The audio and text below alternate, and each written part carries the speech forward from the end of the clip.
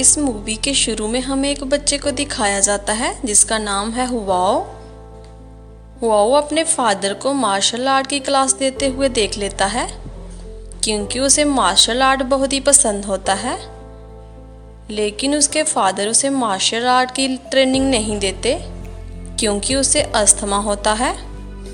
हुआओ का एक फ्रेंड भी होता है जो उसका होमवर्क कर देता है और इसी तरह से हुआओ को ट्रेनिंग करने का टाइम मिल जाता है। हुआओ के फादर टाउन में मार्शल आर्ट में सेकंड नंबर पर आते हैं।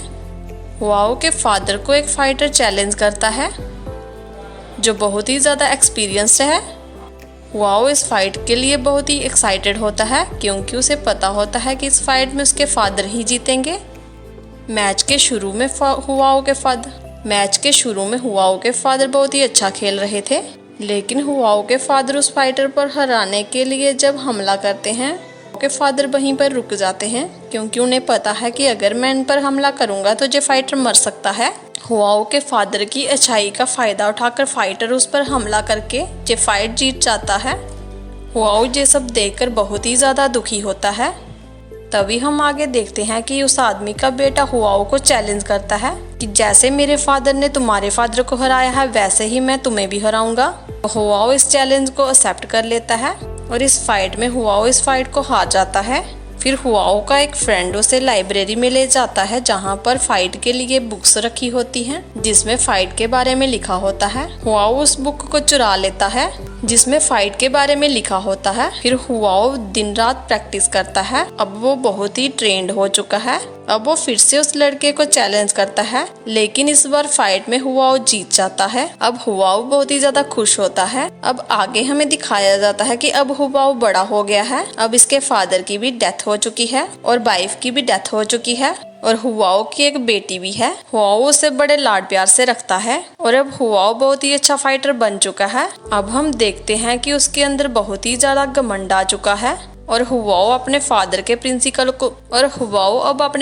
प्रिंसिपल को भी भूल चुका है। अब ये बहुत ही ज्यादा पार्टीज करता है और वहाँ पर शराब भी पीता है और हुआओ की बेटी इसका घर पर वेट ही करती रहती है। ये बेटी को टाइम भी नहीं दे पाता और इस पर बहुत ही ज्यादा कर्जा भी हो गया है और ये दुनिया की कोई भी परवाह नहीं करता और ये अपने बेस्ट फ्रेंड के रेस्टोरेंट में जाकर शराब पीता है और अपने फॉलोअर्स को भी खाना खिलाता है और उन्हें पीने को भी देता है। हुआओ का असिस्टेंट उसके फ्रेंड को कहता है कि इस पर बहुत ज्यादा कर्जा हो गया है और इसने आपका भी बहुत ज्यादा कर्जा देना है। और हुआओ का फ्रेंड हुआओ को समझाता है कि जो तुम्हारे फॉलोअर हैं वो तुम्हारे साथ इसलिए हैं कि तुम उन्हें खाने और पीने को देते हो। वो हुआओ को कहता है कि तुम अपनी हैबिट्स को बदलो, लेकिन इस बात का हुआओ पर कोई भी असर नहीं होता। अगले दिन हुआओ अपने बहुत ही बड़े दुश्मन से मिलता है जिसका नाम है किन। किन भी बहुत अच्छा फाइटर है। हुआओ और किन बातें कर रहे होते हैं। बातों ही बातों में इन दोनों को एक दूसरे पर गुस्सा आ जाता है। थोड़ी देर बाद हम देखते हैं कि हुआओ को पता चलता है कि किन ने उसके आदमी को मारा है। हुआओ बहुत गुस्से में किन के घर पर चला जाता है जहाँ पर किन के बर्थडे की पार्टी चल रही होती है। हुआओ वहाँ पर जाकर किन को फाइट के लिए चैलेंज करता है, लेकिन हुआओ का दोस्त उसे समझाता है कि तुम यहाँ से चलो,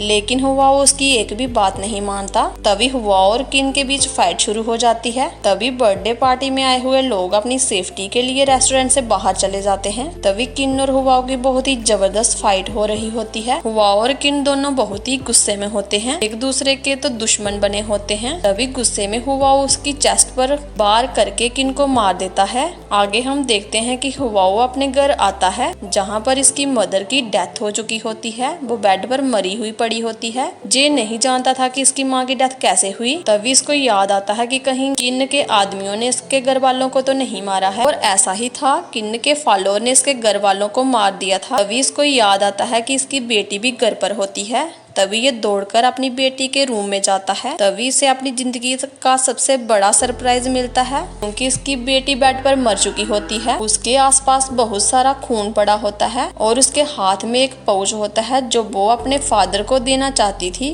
जब वो घर आएंगे तभी हुआओ को पता चलता है कि उसकी जिंदगी से उसके सारे अपने लोग जा चुके हैं। तभी एक आदमी आकर हुआओ को बताता है कि किन ने तुम्हारे आदमी को इसलिए मारा क्योंकि उसने किन की वाइफ के साथ बदतमीजी की थी। तभी हुआओ को अपने किए पर बहुत ही ज्यादा पछतावा होता है। अब हुआओ के पास जीने की कोई भी वजह नहीं बची थी। ये एक शिप में बैठ जाता है। ये सोचता है कि ये शिप इसे जहाँ भी ले जाएगी ये वहाँ पर चला जाएगा। एक बार मरने की कोशिश भी करता है, लेकिन कुछ लोग इसे बचा लेते हैं। वो लोग इसकी बहुत ही ज्यादा केयर करते हैं। जब इसे होश आता है तो ये डिप्रेशन में होता है। ये किसी से बात नहीं करता। फिर एक औरत जिसका नाम मून है वो इसका बहुत ही ज्यादा ध्यान रखती है, इसे खाना खिलाती है। फिर मून इसका बहुत ही ज्यादा ध्यान रखती है। देखते ही देखते इसे मून से प्यार हो जाता है। हुआओ और मून एक दूसरे से प्यार करने लगते हैं। तभी हम देखते हैं कि हुआओ पर कबीले का एक आदमी हमला करता है, लेकिन हुआओ उस पर वार नहीं करता। हुआओ उससे मार खाता रहता है। फिर एक दादी के कहने पर हुआओ उस पर वार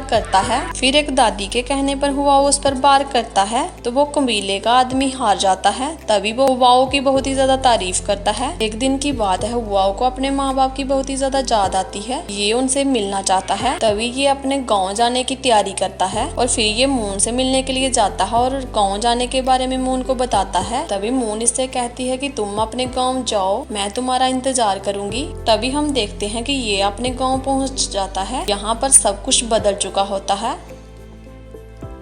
यहाँ पर चाइना ने अटैक किया होता है। इसका सारा कल्चर चेंज हो गया होता है। फिर ये अपने घर पर जाता है जहाँ इसे अपना फैमिली सर्वेंट मिलता है। वो इसे देखकर काफी ज्यादा खुश होता है। फिर सर्वेंट इसे अपने फादर की कब्र पर ले जाता है। तभी हुआओ को पता चलता है कि उस दिन इसके फादर उस फाइट में हारे क्यों थे, क्योंकि इसके फादर को पता था कि कई बार लोग अपनी पावर में कभी कभी दुश्मन के भी दुश्मन बन जाते हैं। क्योंकि इसके फादर चाहते थे कि इसकी फाइट की वजह से इसकी फैमिली को कोई नुकसान ना हो। किंग अपने दोस्त के पास जाता है जहाँ इसे पता चलता है कि कोई फिर हुआओ अपने दोस्त के पास जाता है जहाँ इसे एक रेसलर के बारे में पता चलता है जो लोगों को चैलेंज कर रहा था। आज तक इस रेसलर को किसी ने हराया नहीं था। यहाँ पर हुआओ इसके बारे में न्यूज में पढ़ता है। हुआओ उसको चैलेंज करना चाहता था। तभी हुआओ अपने दोस्त के पास जाता है और उससे माफी मांगता है और उसे कहता है कि अब वो बदल चुका है। फिर हुआओ किंग की फैमिली के पास जाता है जहाँ वो उसकी पत्नी से माफी मांगता है। फिर हुआओ उससे कहता है कि वह पहले जैसा नहीं रहा है, जिंदगी ने उसे बहुत कुछ सिखाया है। अब हुआओ के दोस्त को पता चलता है कि उसे किस चीज के लिए पैसे चाहिए। वो उसे बिना मांगे ही पैसे दे देता है। अब इसी तरह से हुआओ क्लब में पहुंच जाता है। अब इन दोनों में फाइट शुरू होने वाली होती है। अब हुआओ अपनी गलतियों से बहुत कुछ सीख चुका था। अपनी फाइट स्टार्ट करता है। अब हुआओ जीत रहा होता है। तभी फाइटर किल पर गिरने की वजह से मरने वाला होता है, लेकिन हुआओ उसे बचा लेता है। तभी फाइटर को ऐसा लगता है कि ये अच्छा आदमी है। वो इसे विनर घोषित कर देता है। अब इसी फाइट की वजह से हुआओ की फैन फॉलोइंग दिन ब दिन बढ़ती जा रही थी। इसके बाद हुआओ अपने दोस्त के पास जाता है। यहाँ पर कुछ लोगों ने एथलीट एसोसिएशन बनाई हुई थी। यहाँ पर वो चाइनीज स्टूडेंट को ट्रेनिंग देते थे। अब चाइनीज चैम्बर वाले जो हुआओ की बढ़ती पॉपुलरिटी से बहुत ही ज्यादा परेशान थे। वो डरते थे कि कहीं फॉरेन प्लेयर को ना हरा दे और अब वो चाहते थे कि हुआओ नेक्स्ट मैच में हार जाए। उसके लिए वो कोई भी कोशिश करना जारी रखते हैं। उसके लिए वो कोई ओपोनेंट फाइटर ढूंढ रहे थे जो हुआओ को इस मैच में हरा दे। उस चैम्बर में बैठा हुआ एक आदमी कहता है इस बार के मैच में हुआओ हारेगा। उस आदमी का नाम मिस्टर मेटा था। मिस्टर मेटा हुआओ के पास जाते हैं और उसे कन्विंस करते हैं। तभी फाइट स्टार्ट होती है, लेकिन कोई भी रेसलर हुआओ के आगे ज्यादा देर टिक नहीं पा रहा था। लास्ट में एक रेसलर आता है जो अपने अपने पसंद की हथियार से फाइट लड़ सकता था। हुआओ और वो रेसलर दोनों अपनी अपनी पसंद के हथियार से फाइट लड़ते हैं। पहला राउंड ड्रा हो जाता है। तभी दोनों रेस्ट करते हैं। रेस्ट के दौरान हुआओ चाय पीता है। उसकी चाय में मीटा ने जहर मिला दिया था। तभी हम देखते हैं कि फाइट को लड़ते लड़ते हुआओ के मुंह से खून निकलने लगता है। तभी दूसरा रेसलर फाइट को रोकना चाहता था, लेकिन इसके लिए हुआओ नहीं मानता। वो चाहता था कि वो फाइट को लड़े, लेकिन उसको ये भी मालूम था कि अब उसकी मौत नजदीक आ चुकी है। अब हुआओ रेसलर पर वार करता है तो वो वार करता हुआ उस पर रुक जाता है, क्योंकि उसे मालूम होता है कि अगर वो उस पर वार करेगा तो वो फाइटर मर भी सकता है। और अगले फाइटर को ये बात समझ आ जाती है। वो हुआओ को विनर घोषित कर देता है। तभी हम देखते हैं कि हुआओ अपने दोस्त की बाहों में ही मर चुका होता है। ओपोनेंट फाइटर को मीटा का किया हुआ धोखा समझ आ जाता है और वो मीटा से कहता है कि ये तुमने अच्छा नहीं किया, तुम एक इंसान के नाम पर दब्बा हो। आखिर में हम देखते हैं कि हुआओ की स्पिरिट मून के घर के बाहर पहुंच जाती है। यहाँ पर मून उसे देख सकती है और मून हुआओ की स्पिरिट को देखकर बहुत ही ज्यादा खुश होती है। इसी के साथ मूवी का एंड हो जाता है।